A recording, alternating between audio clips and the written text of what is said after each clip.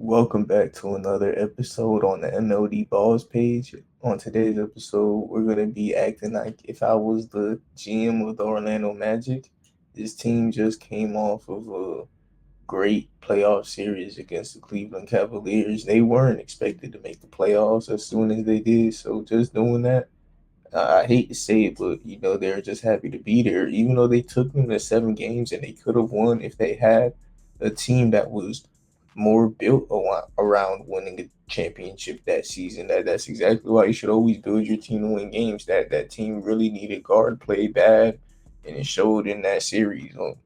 Their defense, though, is something that this identity should be built upon off of.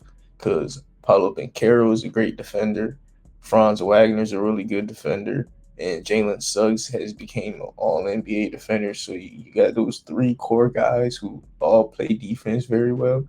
Wendell Carter is a good defender. Then you have an All Pro defender in Jonathan Isaac, who he's just a weapon, not a weapon you could galvanize off the bench, which is incredible. Um, you should buy into that, keep that identity, but you add some guard play. You need offensive creating bad because Paulo Macaro, as good as he is, he shouldn't be your primary. Or I can't say that because he could be one day, but like, come on, man. Like, you're asking too much out of him at this young age. And if you're gonna ask that much out of him, it's because of how good he is. And if you think he's that good, let's get some talent around him because he is capable of doing what the Orlando Magic made him do. It's just he didn't have any help, unfortunately, offensively. Like we saw how bad the Magic shot. If the Magic could make shots, they would be such a better team because Franz Wagner, his 3 point shot, it disappeared. But when Franz Wagner personally is attacking the rim, he has spacing because Paulo Banchero has developed his 3 pointer. But when Paulo Banchero is penetrating, he doesn't have that many viable options he can go to because of how weak of an option Franz has been from the 3 point line. And then off the bench, they got Markel Fultz, and then they got Jonathan Isaac. They need spacing badly and keeping their defense. The first trade I'm going with and first move I would make as the GM of the Orlando Magic is getting Anthony Simons. Um, the timeline that we were on last year, it changed. We got Anthony Black and Jet Howard, who were first round picks last year, and we did not play them very much in the first round of the playoffs. We were not interested in rebuilding. We were not interested in having our young pieces grow because if we were, we would have put them in the playoff atmosphere and had them play in playoff games. Anthony Black wasn't that bad at point guard. I don't think that's his position. I think Anthony Black's going to find him a career somewhere at small forward. I do think that because he's a good defender. He could play point though. Like I do see the vision of him as a point forward.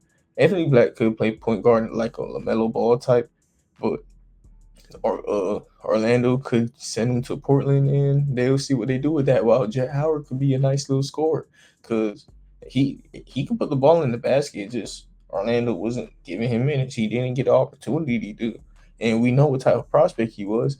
And then we're gonna add our 2 first round picks. I think that's enough for Anthony Simons and Robert Williams.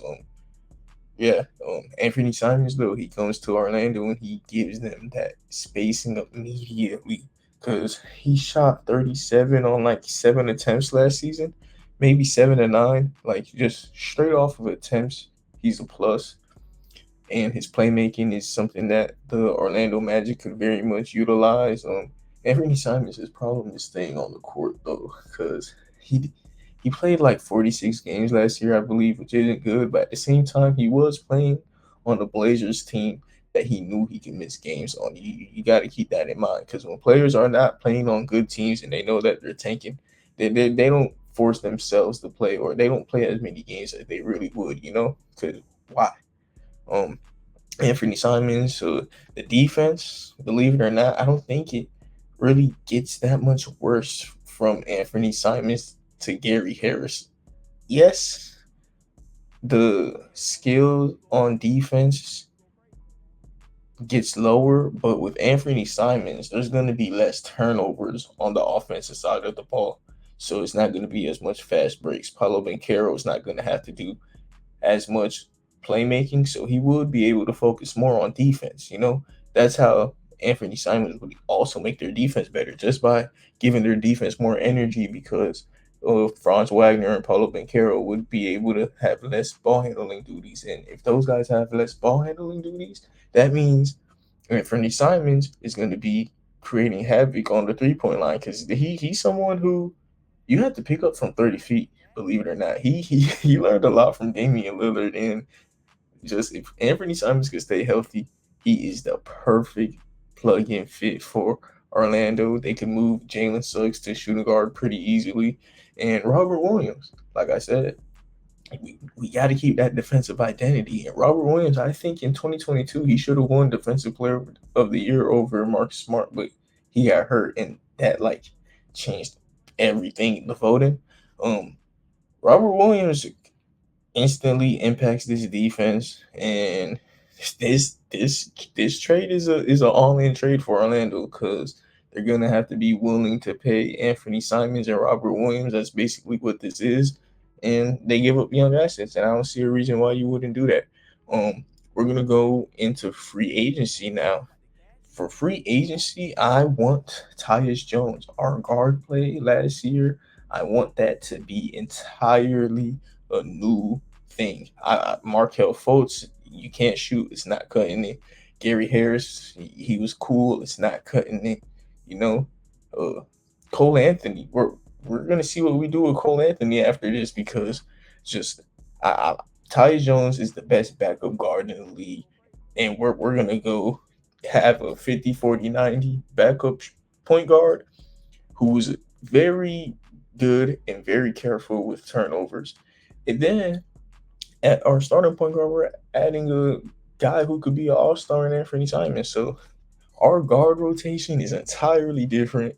And Jalen Suggs, he's a part of our guard rotation. Now, don't forget, he was our point guard last year, and he was cool. Okay, it ain't like he's a problem. It just him at shooting guard is something that our roster he's so versatile that putting him at shooting guard is the best way to utilize him. And at spurts of the game, there's going to be times where we put him at point guard still. He's still a point guard. He's a combo guard. Luke Kennard, we're going to get him because our spacing, man, we did not knock down any shots. If we can get a cheap sharpshooter, you got to do that. Haywood Highsmith is another guy. He keeps that defensive identity, and he shoots pretty well from the field. If you could just pay him more than Miami wants to, we can steal him from them, because he is a guy who, especially in the Eastern Conference, he has experience winning. He guarded Jason Tatum for majority of those times where he's playing for the Miami Heat. They love to put him on Tatum, and he does a pretty decent job. So that's the team that we're gonna have to go through if we want to go far in the Eastern Conference. So we're gonna extend Franz. We're gonna close our eyes and give him the max, because that's just what you do with a player like Franz. And then Jalen Suggs, I'm guessing. I'm not all that well with contracts. I'll admit we're on weak at contracts. I'm not all that well, but 500 sounds fair to me. I don't know.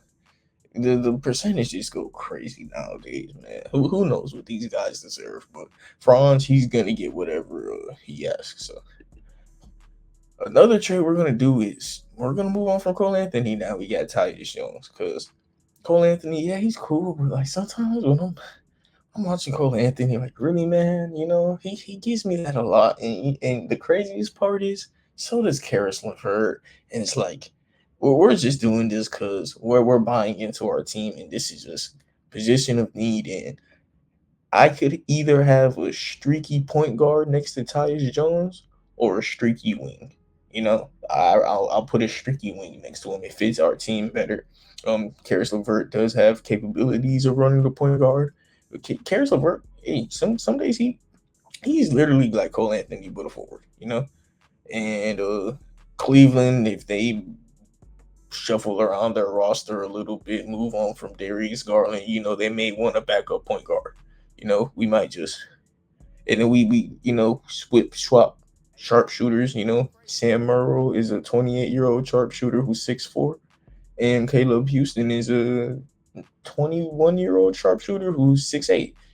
In the draft, we're gonna go with Kal'el Ware at pick 18. I think Kal'el Ware, he fits this Orlando Magic team so well because he'll be a center that could space out the court a little bit. He could rim protect. His 3-point shooting isn't all that there yet though, but he's super athletic and he's similar to Wendell Carter. That's a cool little center to have, and we'll see how much he develops. I would also love Zach Edey for the Orlando Magic. Zach Edey on the Orlando Magic would be nasty, man. But so would Khalil Ware. So whoever's available between those two guys at center. And then in the second round, we're going Bronny James, Bronny, get us a backup point guard who, if he can knock down his threes, maybe he could turn into Jalen Suggs, Like y'all know what can happen if somebody who has a lot of heart and plays defense could have a year where they knock down their threes. You look like that guy right there, Jalen Suggs. Because let's go on to our lineup after we just revamped this offseason. We're gonna have Anthony Simons at point, Jalen Suggs at shooting guard, Franz Wagner at small forward, Paulo at the 4, and Wendell Carter at the 5. That starting lineup has defense between Suggs, Wagner, Bencaro, and Carter. And it's the same defense from last year. The only thing that's changing in this starting lineup is Anthony Simons for Gary Harris. And if you watched the Orlando Magic last year, you would say that they needed shot creation and 3-point shooting. And that's what they're getting right there. And a playmaker. They're getting everything they needed in that starting lineup. On the bench, they're going to have Tyus Jones from Markel, and that improves their spacing, that improves their playmaking, and just Tyus Jones is just better than Markel Fultz. That's the point of the NBA we're at. Luke Kennard, he's going to be another spacer. Sam Morrill's spacer. Bronny James, our random second-round pick, Karis LeVert's the guy we just traded for as a wing who, like I said, we had a bunch of guards, so Cole Anthony kind of didn't, unfortunately, we got Tyus Jones. We moved on, and if anything happens to Tyus Jones, we could just have Jalen Suggs. We don't want to have 4 really good point guards. Haywood Highsmith, he's going to be a guy who comes in and just 3-and-D, and that's all you got to be because he's really good. Same thing with Jonathan Isaac, elite 3-and-D. These guys, Robert Williams, this defense is crazy. This defense is still crazy. This is a team that could win the Eastern Conference. This is a team that could match up with the Boston Celtics. If this team stays healthy, I think this year they matched up well against the Celtics. I think they would have took Boston more than 5 games. This team, the Orlando Magic, when they played the Boston Celtics in the regular season, it was some good games. It was some good games that the Magic won, and it seemed like they were kryptonite because both of these teams are built pretty similar. And if we add on Anthony Simons and a nice bench, hey, scary hours in Orlando. But yeah, that would be what I'd do if I was the GM of the Orlando Magic. This is my blueprint. Hey, if you think I built a team that could win a championship and you're still listening, you gotta subscribe, right? Come on, man. That's all you. Come on, man. But yeah, chances are, if you're listening right now, you're not subscribed, less than 10 subscribers, I would appreciate that. And yeah, sorry for begging. Have a nice day and God bless.